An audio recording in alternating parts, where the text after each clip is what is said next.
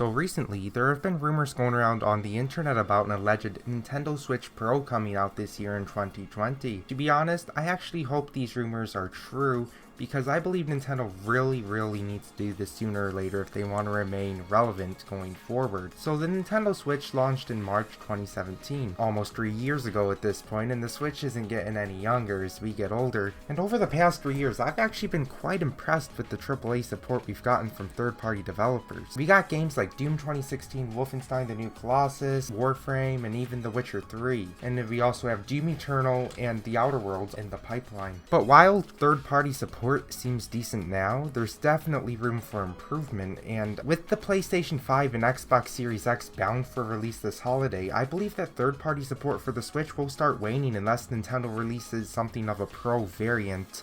If there's a large number of PS5 games that can't even run well on a PS4, which, there most likely will be, then you can definitely kiss a Switch port of that game goodbye simply due to the fact that the base Switch just can't handle the game. In my opinion, a Switch Pro would have to be in the ballpark of a base PS4 in terms of horsepower to keep the same amount of third-party support that it currently gets now. Even if the Switch Pro version of a port isn't the best running, at least it will be able to run the game in the first place as opposed to the base Switch not getting a PS5 port at all. Now this might segment the market a bit, because then you might have games that will run on the Switch Pro that won't run on the base Switch simply because the base Switch can't handle it.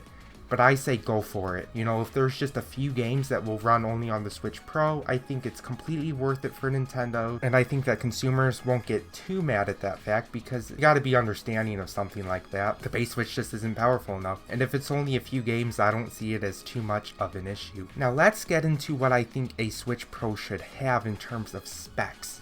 First off, I think that the Switch Pro should obviously have a newer, more powerful NVIDIA SoC. The current Tegra X1 that's in the base Switch is actually an SoC from early 2015, 2 years before the Switch actually came out. So even at the time the Switch came out, the Tegra X1 SoC that's in the Switch was already aging. I'm not a developer, but keeping it an NVIDIA processor will probably be easier for the devs, since both the base Switch and Switch Pro will be able to utilize the same NVIDIA made APIs, and the architecture shouldn't be vastly different. The current Switch has 4GB of RAM, so I think the Switch Pro could easily benefit by doubling it to 8GB. And now we still want the Switch Pro to be somewhat affordable, so I think 128GB of storage on board should be fine. I know it's not the 512 that some people want, but we gotta keep it more affordable, so 128 I think is a good compromise there. Now on to the display itself.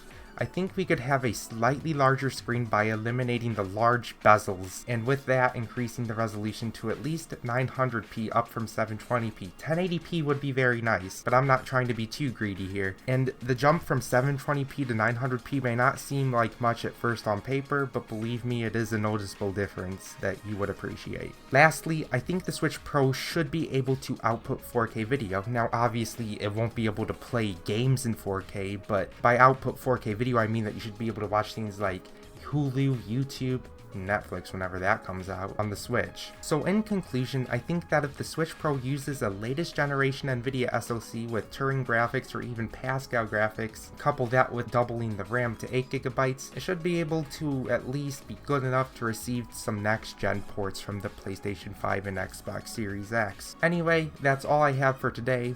If and when the Switch Pro is announced, I'll be making a follow-up video. Let me know what you think about the alleged Switch Pro in the comments, and with that, I'll see you guys later.